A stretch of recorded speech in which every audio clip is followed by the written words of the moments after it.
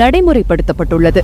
முதற்கட்டமாக ஜூன் மாதம் 30ஆம் தேதி மாண்புமிகு தமிழ்நாடு முதலமைச்சர் அவர்களால் வியாசர்பாடி பணிமனையிலிருந்து 120 தாழ்தள மின்சார பேருந்துகள் பொதுமக்கள் பயன்பாட்டிற்காக துவக்கி வைக்கப்பட்டது.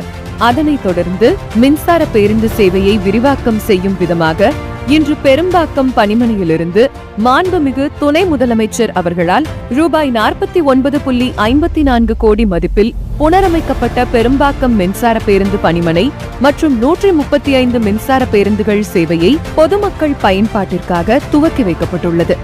இந்த மின்சார பேருந்துகள் மாற்றுத்திறனாளிகள் மற்றும் முதியோர் பயணம் செய்ய ஏதுவாக வடிவமைக்கப்பட்டுள்ளது. சக்கர நாற்காலியில் பயணம் மேற்கொள்ளும் பயணிகளுக்கு சிறப்பு வசதிகள் அமைக்கப்பட்டுள்ளது.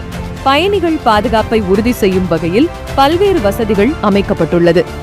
பயணிகள் வழித்தடங்கள் சம்பந்தமான தகவல்கள் மற்றும் அடுத்து வரும் பேருந்து நிறுத்தத்தை முன்கூட்டியே தெரிந்து கொள்ள GPS கருவி பொருத்தப்பட்டு ஒளி அறிவிப்பும் LED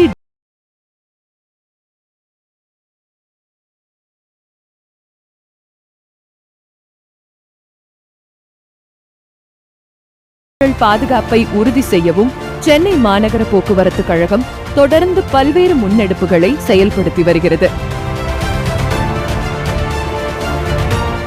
நம்ம சென்னை, நம்ம பஸ்.